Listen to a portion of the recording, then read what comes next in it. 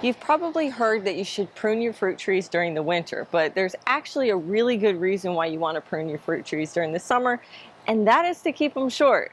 My property here is not very big. It's just a regular suburban lot, and I don't have enough room to grow all the fruit trees I want to grow. So I follow a method that was, I think, developed by Grow a Little Fruit Tree. It's a book. I'll put it down in the description. Really great, easy read. And it teaches you how to grow a lot of fruit trees in very small spaces. And you can achieve this by making sure that your fruit trees stay abnormally small. And the best time to prune them for height is going to be during the summer, right around the summer solstice, which is just past a couple weeks ago, so I'm a little bit late. But now is as good a time as any to get out there and get these fruit trees pruned down so that you have a nice, short, compact tree. We're going to start off with these two right here. This is my plum, and then I have my much larger, much older peach tree. The first thing you should do whenever you're pruning your fruit trees, or really any tree or any plant, is to clean your equipment. I like to use alcohol. Now you can use rubbing alcohol like I'm using here, or you can actually use things like vodka or rum, anything that actually contains a high level of alcohol content. And just wipe them off, and this is going to help keep you from spreading diseases over all your different trees. So if you happen upon a tree that might have a fungal disease that maybe you're not completely aware of, you could transfer it if you're not careful. So we're starting with Peachy here, and I am chopping off pretty much the top half of her. It's a little above my head, so I'm going to call it about 5.5 to 6 feet tall that I'm trying to bring her down to. Now this is a lot, guys. This is at least a third of the size of the tree, and I know that this seems extreme, but I have done this to her before and she has bounced back. I was a little bit nervous doing it the first time, but she's always done super well coming back. She's a little bit lopsided on the left side, but she's gonna do great. Now the goal with the plum tree is to keep it even shorter than Peachy, like eye level. But the other issue I have is at the other side over here, there's a walkway, and I have to keep that free. I can't allow those branches to grow into the walkway. So we're going to create a different type of structure where it spans, you know, from left to right or forward to backwards, rather than letting it get bushy like Peachy is. So these guys all look pretty good. I'm not going to really mess with them. It's still pretty young. Maybe I'll hit it in the winter and give it a tiny little top, but that side definitely has to have stuff. And then this one right here is way above eye level, so I'm going to take that out too. That looks about good. It's going to need another prune. This is why I prune twice a year. It's going to need another one because this is a little elongated, and I definitely have not achieved my open vase shape that I like for my plums and my peaches. So we will hit this one again in winter. I try to do very minimal pruning on the younger ones. The bigger ones seem to be able to handle it a lot better. We're going to do some drastic things to the elderberries. The first thing though that I need to do is get the fruits off of it. They do have some that are unripe, and then they have some that are ripe. So this tree I'm going to do in stages. I'm going to pick off everything that's ripe and cut those branches down. I'm basically going to about waist height with this one. It was not meant to... Well, I did not mean for it to grow like a tree. I meant for it to grow like a bush, and it's not doing that. So we're going to rectify that over the next period of months. I got to tell you that I am beyond shocked at how quickly an elderberry grows. I was not aware of this when I got an elderberry, that it's pretty much faster than the mulberry, which I'm going to show you in just a little bit. It was, I think, about 3 feet tall when I put it in the ground. And as you can see here, I think it's close to like 15, maybe even 20 feet tall. I can't even reach the berries. I have to clip the branches in order to get the berries that are at the top there. So I started out by just clipping them. So I still have a lot of elderberries on this one, but I have a lot that are ripe and I'm not worried about it. So I'm going to take this one down to the size that I want.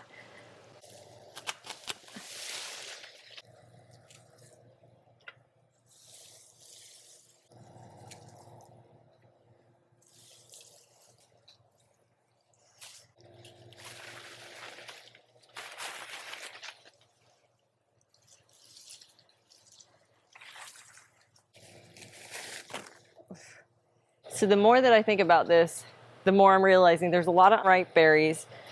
And I think I'm getting plenty of them. So I think I'm just gonna go ahead and cut it down and take what is ripe and what isn't ripe.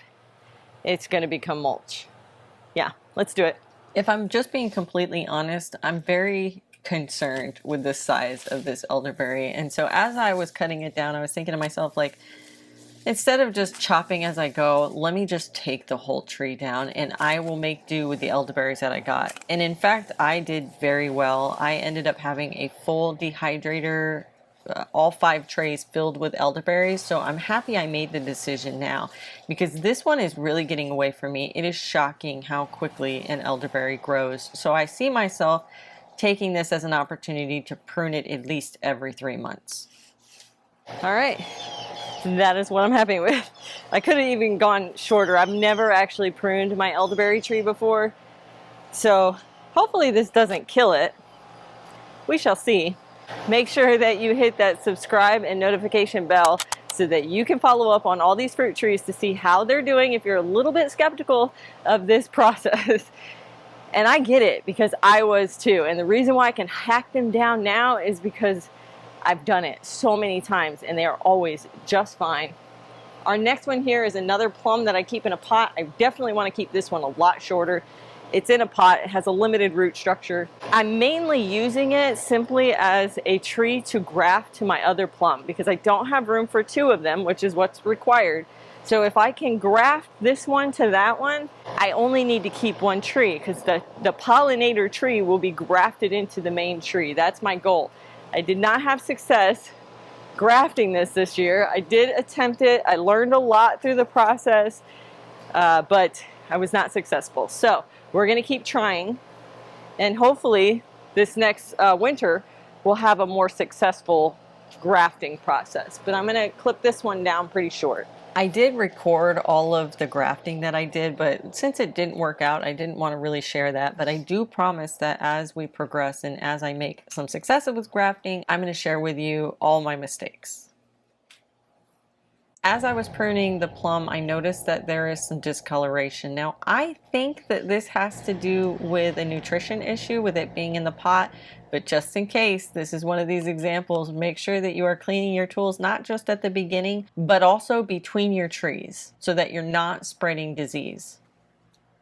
Now, the next one we have here is the blackberries, and these are trimmed a little bit different. I'm gonna pick off the ripe berries first. Last year I didn't even prune my blackberries at all, and they have really produced a lot. So I am going to compare pruning versus not pruning this year to see if I have as big of a difference. Now we're going to do the blackberry next. Now that I have gotten all the berries off of it, what I'm going to do is a little bit different because they are not done. As you can see, I still have quite a few berries on here and I want to get them all. Unlike the elderberry where I feel like I've gotten plenty of berries, the blackberry, I've probably gotten about 1 gallon of berries. I'd like to get a little bit more, but I do want to start cutting it back. I'm gonna find all the branches that have already given all their fruit, and it's just like the little pieces that are left after you pluck the berries, and I'm gonna go all the way back until I can find more berries. And if I don't find any berries, I'll cut it all the way to the ground.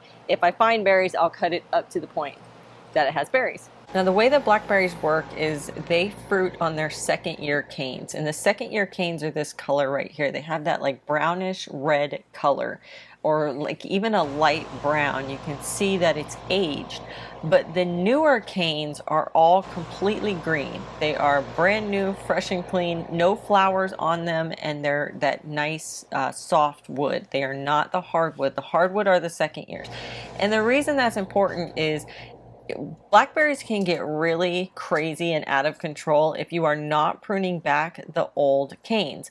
So once the fruit has fruited, or once the blackberries have fruited, you can cut back all of those older canes all the way to the ground. And that will help keep things nice and neat and tidy. And it will also help with harvesting. It won't be such a difficult situation. It probably would have been easier for me to just wait for these things to finish fruiting and collecting it, and then I could just cut it down at the base and pull the whole thing out rather than doing this little, you know, clip and grow and clip and grow. But honestly, I wanted to show you how I go about doing this. The other thing I really learned about blackberries, the year before I trimmed or pruned the new canes. So far we have talked about the old canes and cutting those back, but those nice green wood canes, I've been told in the past that you should prune those as well.